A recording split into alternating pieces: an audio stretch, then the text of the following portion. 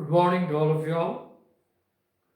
While solving certain problems or while studying certain concepts in gravitation and electrostatics especially, there arises a need to consider infinitesimal areas or infinitesimal volumes.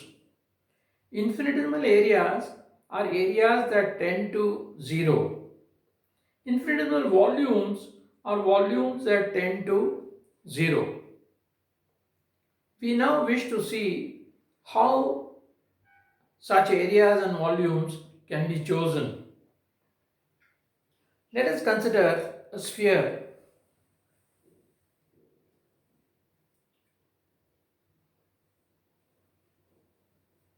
Now, on the sphere, I would like to make a slice like that. It is a slice, a thin slice like that. So you will have a ring. So we would like to see what is the area of the ring, infinitesimal ring, on a sphere. It is on a sphere. So let us see, this is the center. Let us say this is the radius r. This angle is some theta. This is some theta. This is the radius r. I can yes, the radius is r. I can draw this radius also and call this angle as d theta. I can drop a perpendicular here and get this distance, which will be the area of that ring, which will be the radius of the ring, not the area. This is r. This is r cos theta. So r cos theta would be the radius of the ring, and this arc, this curved portion on the sphere would be r d theta, because arc upon radius is angle. So radius into angle gives you the r. If this distance is y, this small thickness would be dy. Yes? So if we want the area of the ring on a sphere, well, what we will do is we take the circumference of the ring, which is nothing but 2 pi r cos theta,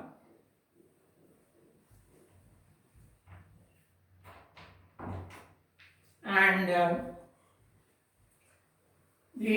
width of the ring. The width of the ring was note is not dy, but it is r d theta, because throughout on the surface of the sphere, the width would be r d theta. So the area dA would be 2 pi r cos theta r d theta. That would be the area of the ring on a sphere.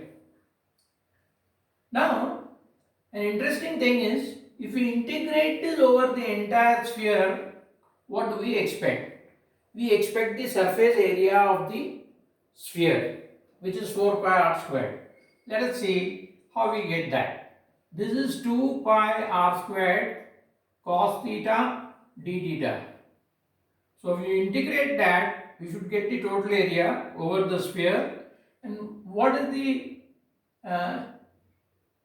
limits of theta? It would go for rings on the upper hemisphere, it is plus pi by 2. Theta goes to 90 degrees, plus 90 degrees, plus pi by 2.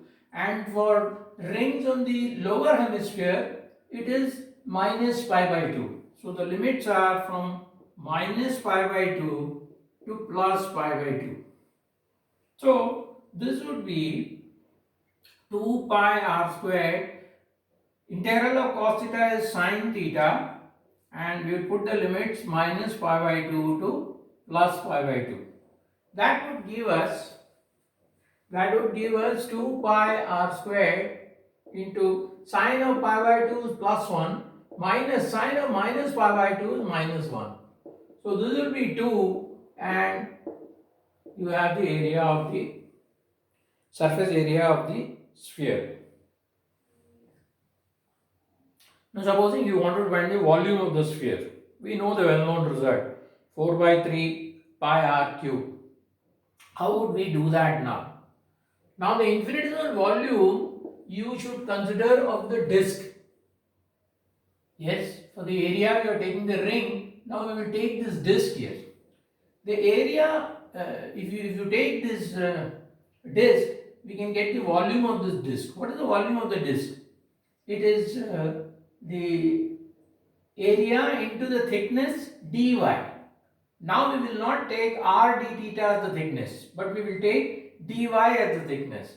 So the volume dv would be pi r cos theta the whole square. Pi r squared is the area of the circle, and then the area of the disk, and then the thickness, which is dy. So we now need to integrate this again. But before we do that, note that there are two variables, theta and y. So we will now reduce this, change this dy to d theta. For that, we will use some trigonometry. If you take this right angle triangle, sine theta, yes, sine theta is y by r. Sine theta would be y, sine theta would be y by r. So I can say r sine theta is y. So if I take the differentials, I'll have r cos theta d theta equals to dy. So therefore, I will have dv as pi r cos theta the whole square, dy is r cos theta d theta. So therefore, you would have here pi r cube r squared and cos cube theta d theta. Now we need to integrate this to get the total volume.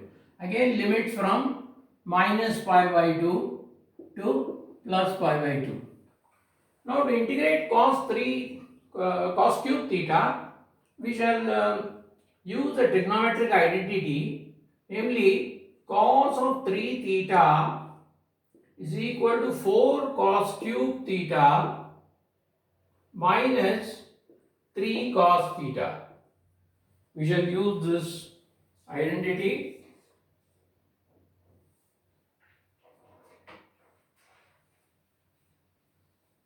Cos 3 theta is 4 cos cube theta minus 3 cos theta. Therefore, I can get this pi r cube outside, and I will have integral of, instead of cos cube theta, I will put cos 3 theta plus 3 cos theta by 4 d theta. Limits from minus pi by 2 to plus pi by 2. So I can now do this as pi r cube by 4. Integral of cos 3 theta is sine 3 theta by 3. Sine 3 theta by 3. This 3 theta, this 3, the coefficient of theta will come in the denominator. And you have plus 3 here, derivative integral of cos theta is sine theta. So into sine theta. So this is going to be pi r squared by 4. If I take the LCM, I will have sine 3 theta. I will have sine 3 theta plus 9 sine theta by 3. Limits I need to put is from minus pi by 2 to plus pi by 2. So let us put those limits.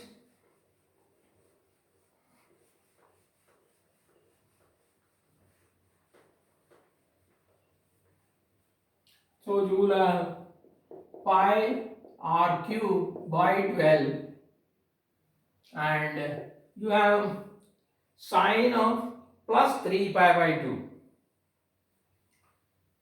Sine of plus 3 pi by 2. Instead of theta we have put pi by 2 minus sine of minus 3 pi by 2 and you will have plus 9 sine of pi by 2 minus sine of minus pi by 2. So let us see, this will be pi r cube by 12. Sine of 3 pi by 2 is minus 1. This would be minus sine of minus 3 pi by 2 is plus 1. And here you will have 9. Sine of pi by 2 is 1. And sine of minus pi by 2 is minus 1. So what does this come out as? Pi r cube by 12. This would be minus 2. This would be plus 2 and 18. 9 2s are 18. So you will have pi r cube by 12 into 16. So that would be 4 4s are 4 3s are, and there you get 4 by 3 pi r cube, which is the volume of a sphere. So we saw how to consider infinitesimal area of a ring on a sphere and the infinitesimal volume of a disk cut out from a sphere. Now we shall take an example of the cone. Let us take a cone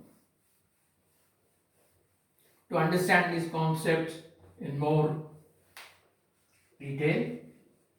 Supposing we have a cone of height h, base radius r and slant height capital L, and we need to find out the curved surface area of the cone and also the volume of the cone. Let us see how we can use these techniques to find that. So this is a cone here. The axis of the cone, this height is h, this is L, the slant height, the base radius is r. This angle is say some theta on either side, semi-vertical angle. Now we need to find out the curved surface area of the cone. So what we shall do is we shall consider a ring on the cone.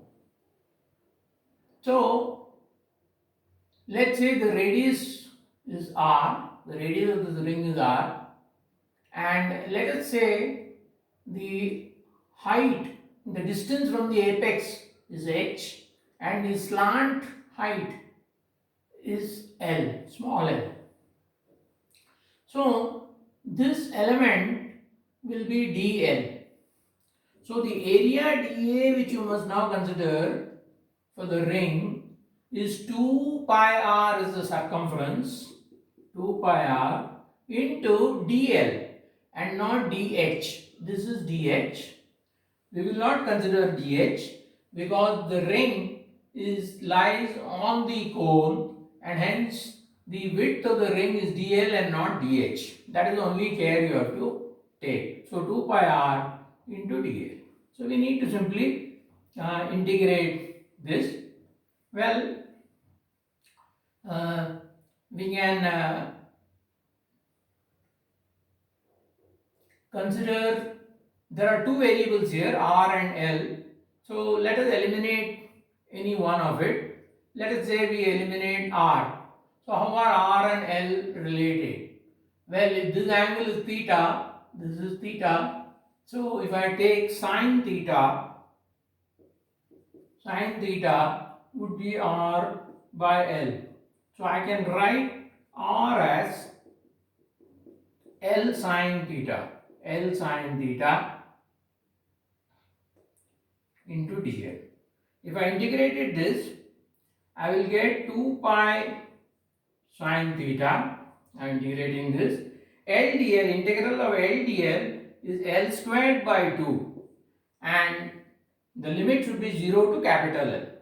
0 to capital L. So 2 cancels here, and you have pi sine theta into L squared. Yes, after putting the limits. So now, what is L sine theta? Sine theta can also be written as R by capital L. So L sine theta is capital R. So we can reduce this to sine theta into L, and sine theta into L is R. So the curved surface area is pi R L. Supposing you wanted to find the volume. For the volume, you will consider an infinitesimal volume dV. It would be the volume of this disk now. The volume of this disk would be pi r squared. Now you shall not consider dl, but you will consider dh, because that is the thickness throughout, into dh. So again, we shall eliminate, there are two variables r and h. So if you now consider the relation between r and h, tan theta is r by h. It is also capital R by capital H.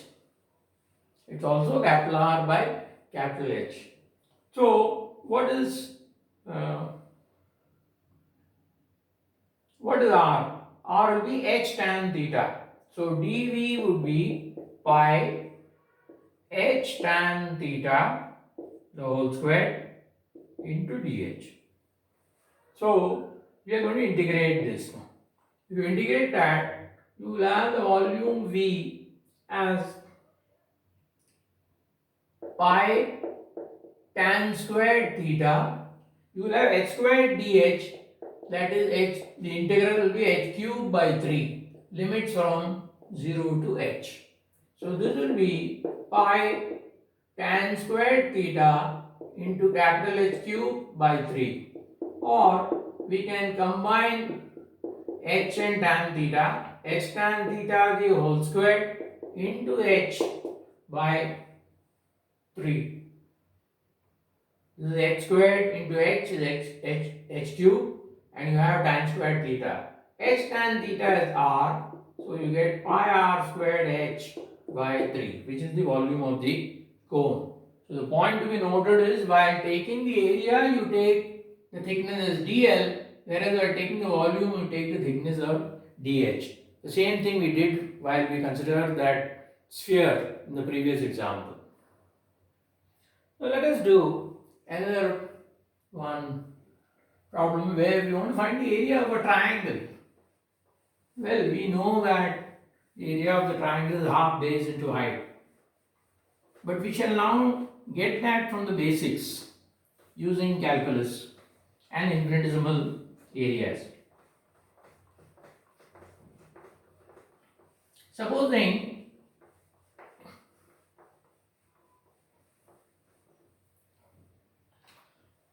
I have a triangle like that. The coordinate of this is A and this is B. This is A and this is B. And we need to find the area of this. The coordinate of this is A comma B. We need to find the area of this. Obviously, we know the answer is half A into B. But let us see, how we take infinitesimal area and work with this problem. We shall divide these, the basis would be the area of a rectangle, because area is defined starting from that of a square, then from square to rectangle, then from rectangle to triangle and other shapes. So we shall consider a rectangle here,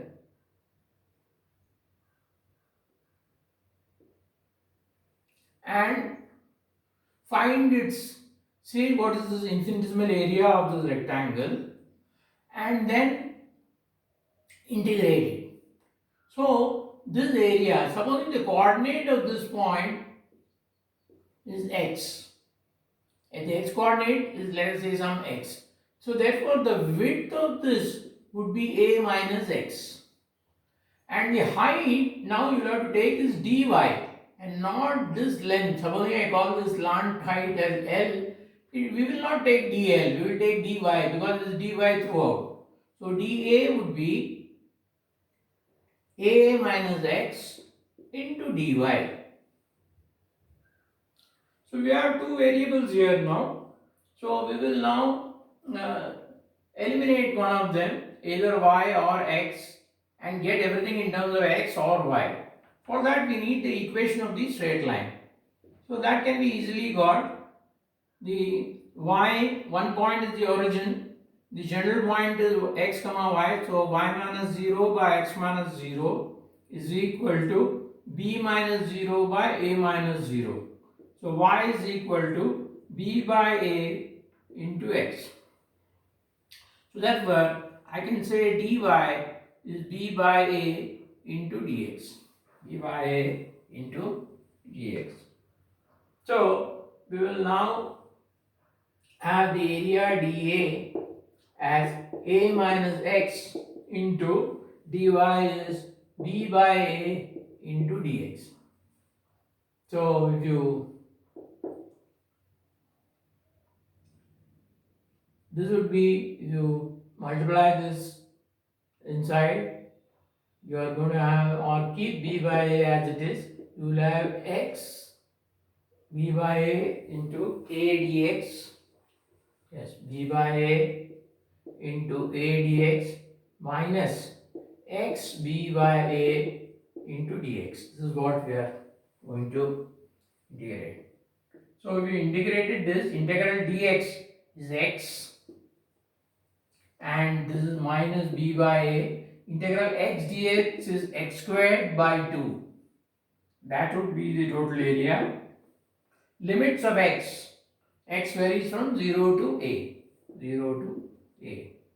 So if you put that limit, b into, you will have a here, a minus 0, minus b by a, minus b by a into, there will be a squared by 2. So 1a cancels here. You have ab minus ab by 2, ab minus ab by 2, which is ab by 2. Well known result. So again we repeat, for the area we took dy as the thickness and not dl. That is the only care you need to take. Thank you.